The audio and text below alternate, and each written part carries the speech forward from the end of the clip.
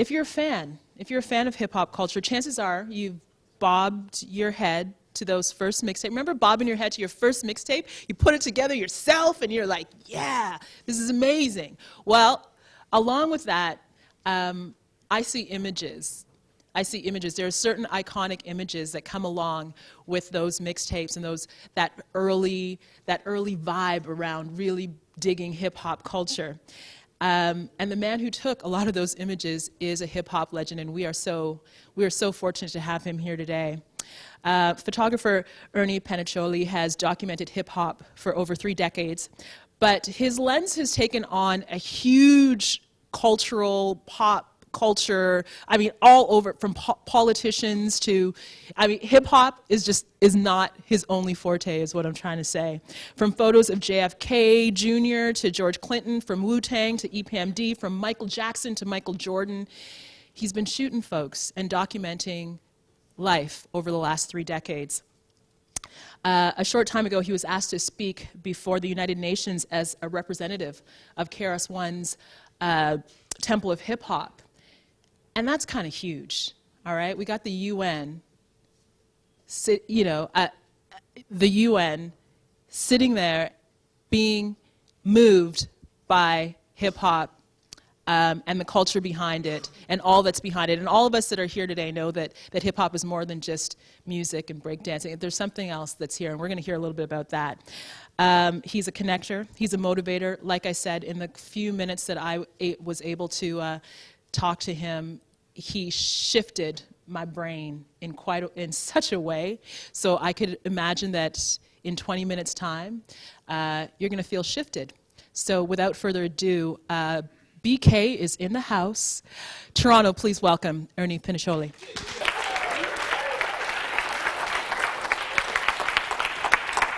Thank you. Thank you. Folks, I hope you can hear me. I very seldom take notes, but today is a special day. I've come a long way, and I'm going to do 2 lectures. I don't think anybody's brave enough to pull me off the stage, but I'm going to do them 10 minutes each, 20 minutes. I'm going to keep my promise. I'm going to read some things to you. One is from Malcolm X, and I'm a very, very close friend of his family, and I love his daughter Gamilla, who's also a rapper and also a poet and also a powerful sister. He said, "Oh, I say you've been misled, you've been took, you've been had." Mos Def in a song said, "Hip-hop will simply amaze you, do whatever you say do, but black, it can't save you." And in the Bible, in scriptures, it says, "You shall know the truth, and the truth shall set you free." Too often, too many of us hear things, repeat it, and believe it, and the perception becomes reality. How many of you in here believe that you were descended from slaves? May I see your hands, please? Come on, this is interactive. Let me see your hands. Okay, you're descended from slaves. How many? Okay. Truth is, and especially in America, North America, that is not the case. There were no slaves. There were no slaves in America. Black people were not slaves. Now I know you're all getting ready to leave and say this man's insane. The truth is, those were people that were stolen from their land and put into a condition of slavery. There was no such thing as a slave. A slave is a condition you're put into, and now, in this generation, with all of the electronics and all of the communication and all of the information, you're becoming slaves again. You're becoming slaves to technologic things, your Blackberries and everything else. And as a slave, you can no longer function, think, and do critical thinking. KRS-One said so beautifully that there's a disease worse than AIDS, and condoms and all of the gels and all of the everything cannot protect you from it. This disease is rampant. You can get it by sitting next to someone on the train or the bus. And because the government is responsible for the creation of this disease and the proliferation of this disease. They're not letting you know about it, but I'm going to let you know about it. It's called CSDS. Does anybody know what CSDS is? Some of you have it. If I were to test you right now, bring you up here, I could test you myself, and you would have CSDS. It's Common Sense Deficiency Syndrome.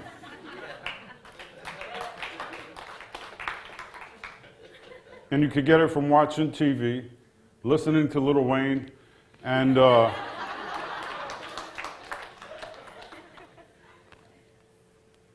many of you believe that hip-hop is a culture? Let me see your hands. Come on. Raise them hands if you believe it.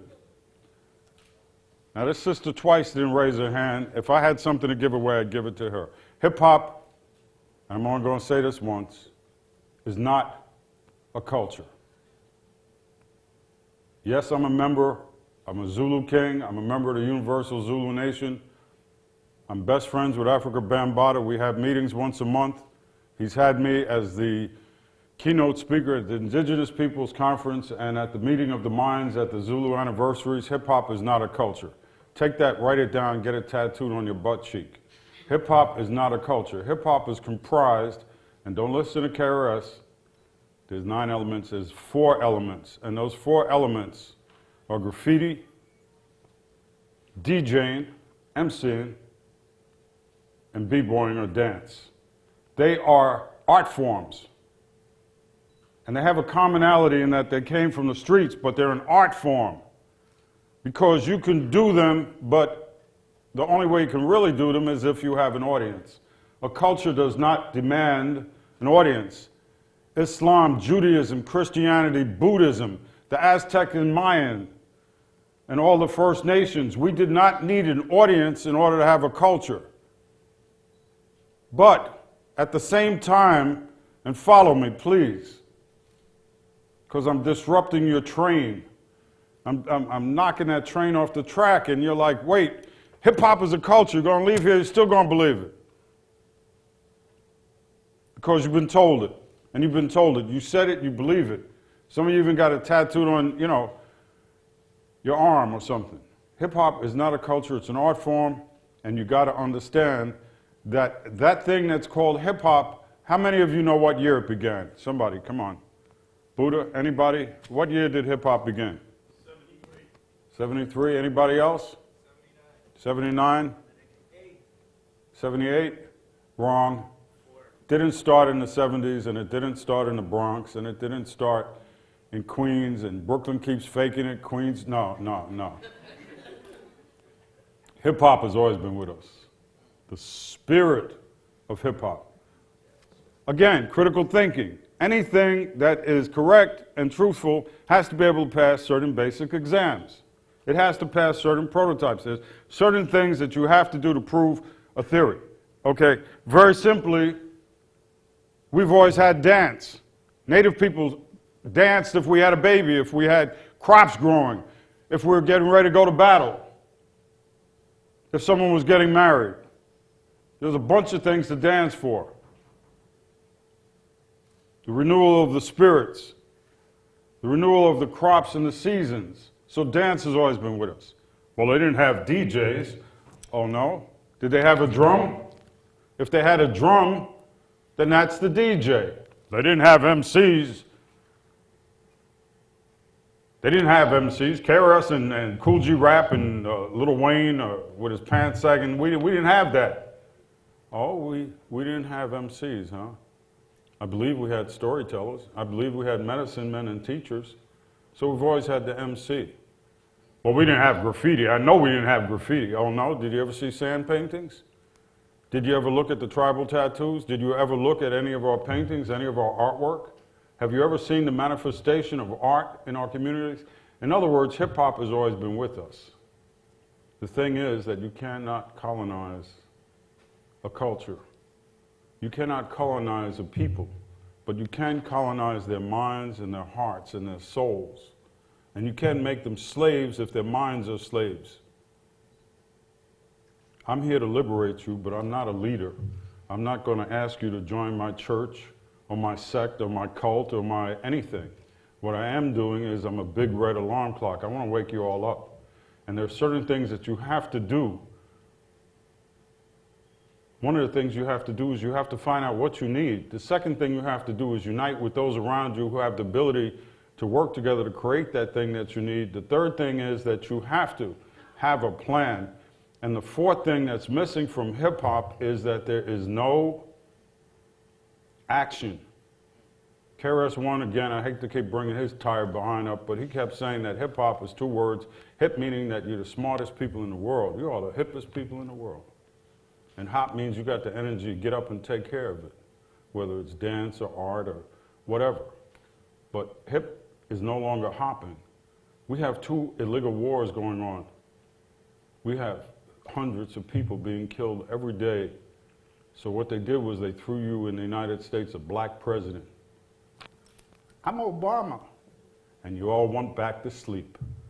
CSDS bit you on the behind.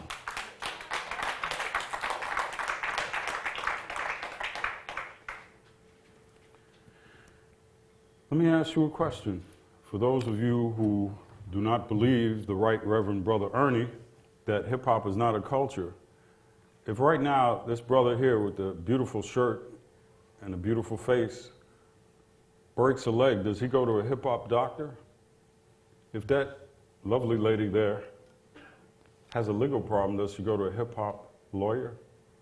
If you got a spiritual problem, do you go to a hip-hop priest? If some of you need money or a loan, do you go to a hip-hop bank?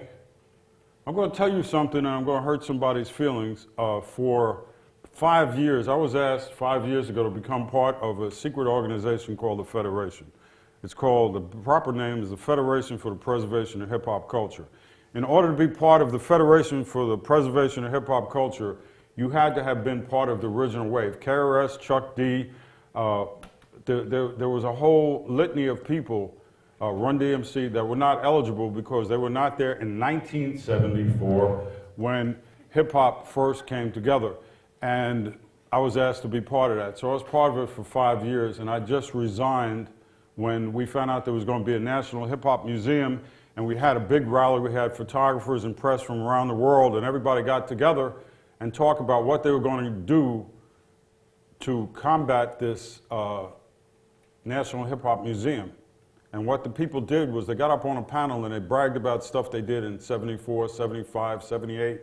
I was the first Chinese left-handed DJ. I was the first cross-eyed Puerto Rican b-boy. I was the first black guy who had an afro in a movie, you know. So there was no talk about money, there was no talk about economics, there was none of the things that I just defined about the things that you have to do to create change.